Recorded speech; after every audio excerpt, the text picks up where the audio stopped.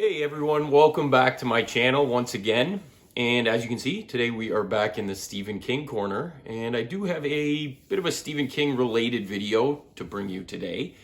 I was just thinking about how so many other books that I've read, it always brings me back, and I'll always say, hey, that reminds me of that King novel or this King novel or something like that. So I figure for all you big King readers out there, all you constant readers, I wanted to do a little video just taking like 6 books, 6 other novels by other authors that I've read, and just kind of saying, hey, if you liked this King novel, then maybe try this book out, because somewhere along the lines it's reminded me of it, whether it be plot-wise or writing style or something like that. So yeah, I figured it could be a pretty fun video and a good way for, some of you big King readers, like I said, to find some new related content that you may not have otherwise found out another way. So yeah, let's get right into it. All right, so first up, we're going to take a look at the King novel Joyland. So as you may already know, Joyland is a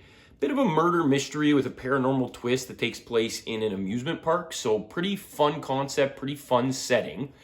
And I read a novel by Richard Lehman called Funland, which really did remind me of Joyland by Stephen King.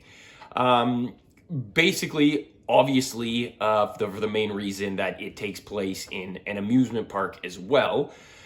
But this one, I will say, in true Richard Lehman fashion, if you're not familiar with him as an author, he can be a little more vulgar than King, for sure. So this is maybe more of an adult twist. I'm not saying Joyland by King wasn't an adult novel, but in comparing it to this one, I would say this is more of an adult novel for sure. So if you liked Joyland in any way and you're looking to take it maybe a step further, then give Funland by Richard Lehman a try. Okay, next up, one of the staples, obviously It, Pennywise. Everyone pretty much has heard of this one, whether it be through film or through literature. So I think we all know what this is about. Killer clown. There's a lot to it, obviously more than that, but on the surface level, that's what it's about. So if you liked this one, and if you liked the coming of age aspect of a bunch of, young children in small town America coming together, the bond that they have coming together to take on some sort of ancient evil, then you're going to want to go with Summer of Night by Dan Simmons.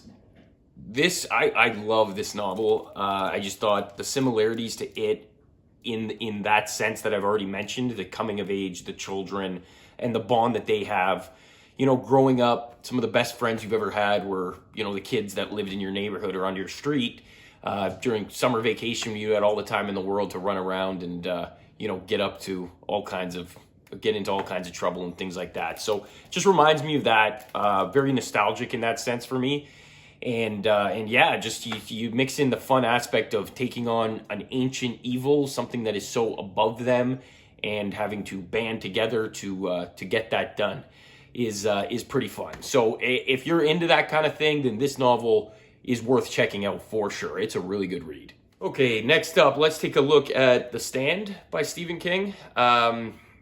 Again, another staple, post-apocalyptic, super flu, virus-type novel with a lot of good versus evil, religious undertones involved as well. The ultimate battle of good versus evil, basically. So obviously, if you're watching this video, you probably know a lot about this novel, and you've probably read it.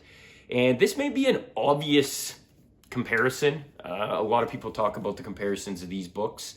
But Swan by Robert McCammon, another post-apocalyptic, but it is because of nuclear war, nuclear fallout, as opposed to a virus. So we get there 2 separate ways, but we end up in the same place, post-apocalyptic world after society pretty much non-existent anymore.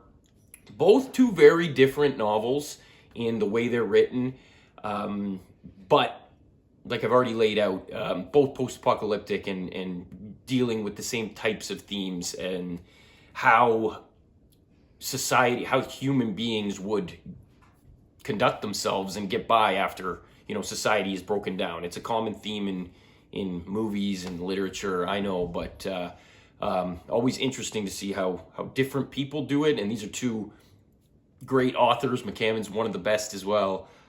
So yeah, if you really did like The Stand and you haven't read Swan Song, you owe it to yourself to check it out for sure. All right, next is Dr. Sleep. This was the sequel to The Shining. And in a nutshell, this one dealt with these vampires, these type of vampires that were feeding on people like Danny, who had the shine, and they would track these kids down and take their ability and inhale them or whatever they did, consume them in one way or another, and that's what keeps them going and keeps them living. So that theme really reminded me of a novel by, once again, Dan Simmons. No, this is number 2 by Simmons. No coincidence there, I think, probably because there was some inspiration by Simmons with King. So Carrion Comfort, very similar. They were called like mind vampires. These guys would basically, they were able to control you. They could use your body, go into your body, and you would then be a passenger as opposed to being in control of your body as a vessel. You would just be along for the ride. They would be moving your limbs and everything like that. So it's similar in that sort of sense, both kind of like mind vampires in a way, using people for something that they need for their own personal gain. And yeah, I just found a lot of similarities. So if you're a Dr. Sleep fan and you haven't read Carrion Comfort, check it out. You might enjoy it. All right, next is a bit of an interesting comparison, I think. The Tommyknockers. I know there might not be a lot of Tommyknockers fans out there, but if you're one of them, then maybe I could help you out here.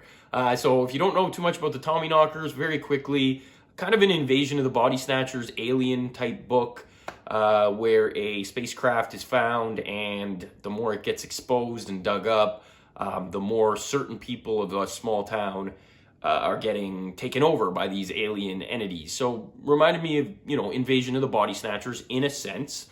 And if you enjoyed that, I found this book, The Taking by Dean Koontz, was very similar to that. Instead of a spacecraft, it was more they came in a rain.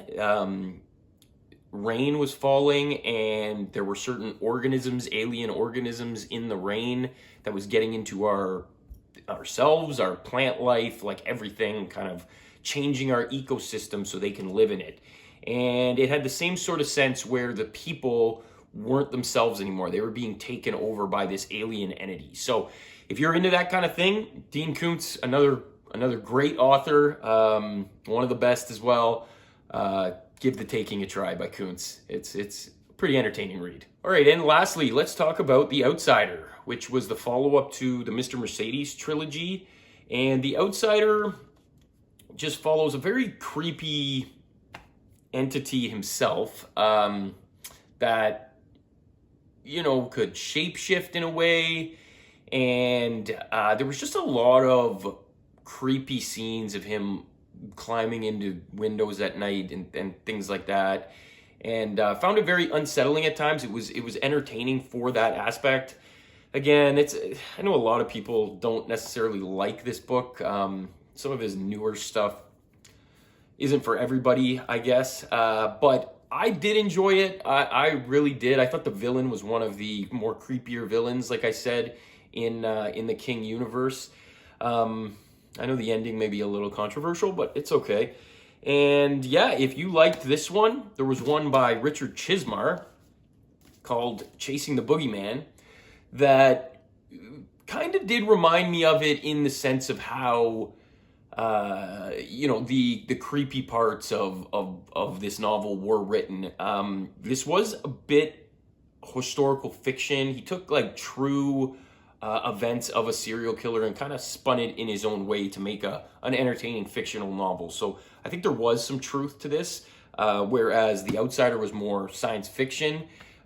This one was more just an actual person, an actual serial killer running that they couldn't catch running rampant on a small town. So a little different in that sense, but I just found the style of the books and the way they were written and, you know, the creepy scenes and the horror element of these novels are very similar. So if you did like The Outsider and you loved the journey that The Outsider was, maybe give this one a try. This is actually a really good novel, one of my favorites that I've read in a long time. And fun fact, Richard Chizmar is writing a sequel called Becoming the Boogeyman that is coming out this fall. So I am looking forward to that. All right, everyone. Thanks again for watching. If you've come this far, like always, I really do appreciate it. I'm going to have another reading wrap-up or recommendation video coming soon. I've got a handful of novels that I have finished and I am excited to talk about. So we'll talk to you guys soon. Take care.